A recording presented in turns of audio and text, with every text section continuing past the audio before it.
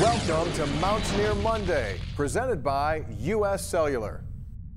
We welcome you into our MSN studios. Tony Caridi along with Drenning and Dwight Wallace following West Virginia's dramatic 21-20 victory over the Pitt Panthers. It will be one of those backyard brawls that will go down in history. It was maybe not the prettiest game that you'll ever see, but when it comes to drama and when it comes to statistical analysis, this one had it all.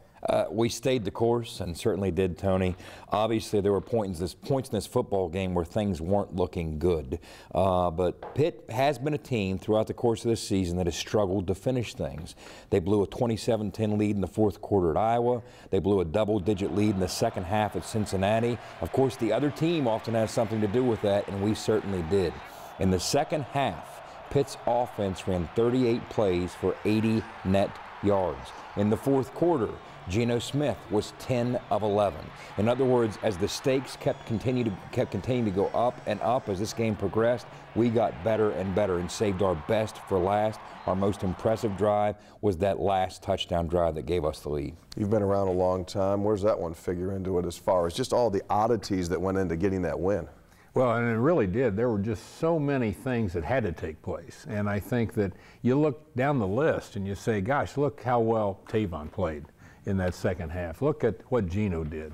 And all of a sudden you just start adding the list up, and you've got defenders, you've got special teams guys after a very poor first half of special teams. It might have been the special teams that won it for us the second half with the field position and the great job on the punting. Absolutely. You take a look at the job that Corey Smith did.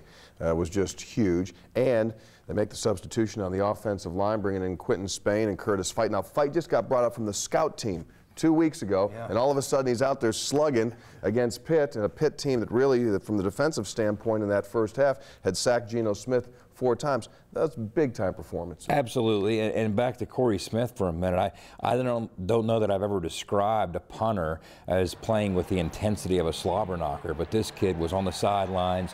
He was shaking his head. He was fired up. He was fist pumping.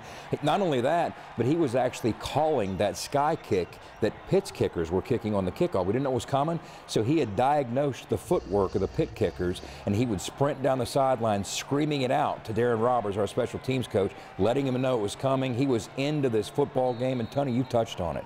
Our defensive front showed up in spades. They pressured Tino Sinceri all night, and in the long run, that certainly seemed to be the deciding point in this football game. It certainly was, and it ended with a strip of Sinceri, and West Virginia wins it 21-20. After it was all over, Dana Holgerson celebrating his first ever backyard brawl experience. It was positive. Our MSN microphones were there to hear from him and Mountaineer players. We had a tremendous amount of excitement on the sidelines in the second half, and didn't quit. You know, there were some things that happened offensively that we could have quit on, and we didn't. And you know, defensively just played tremendous.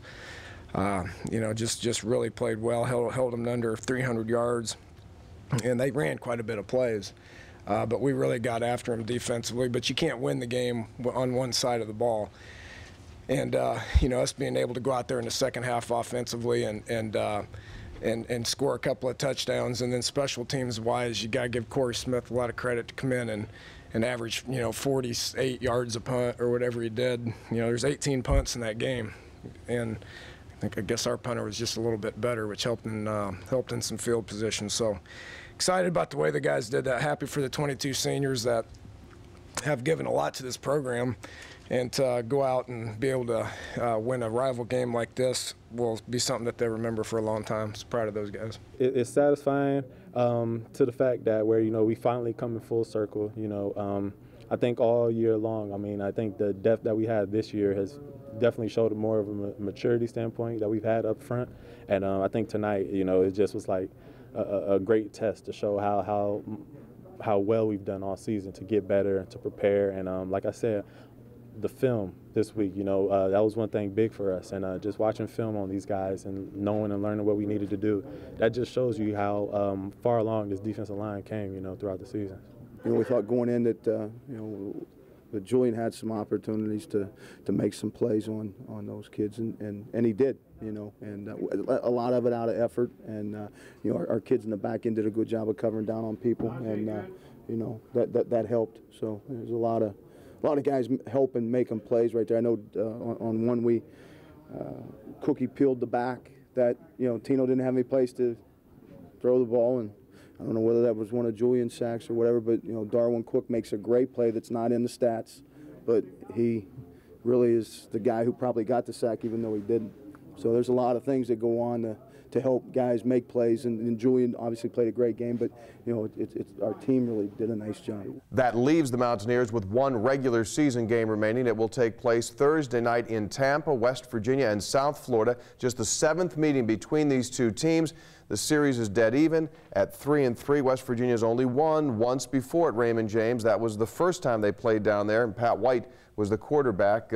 Speaking of quarterbacks, B.J. Daniels did not play in their last game against Louisville. That certainly hurt South Florida's chances, and we're likely to see him this week. Well, Tony, he presents an entirely different dynamic than Bobby Eveld. He's a legitimate dual-threat quarterback, and there have been times throughout the course of the Jeff Castile era, he'll be the first one to tell you, it's a lot tougher thing to defend. It's a different animal when that kid can tuck it and run. You have to defend sideline to sideline, so that's definitely something to keep an eye on. All right, quick week here from a coaching standpoint, and a big emotional win. How do you deal with it?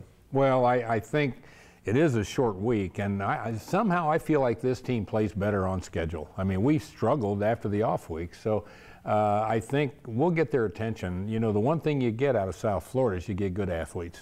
You got people that can run. Their defense will get your attention for our offense.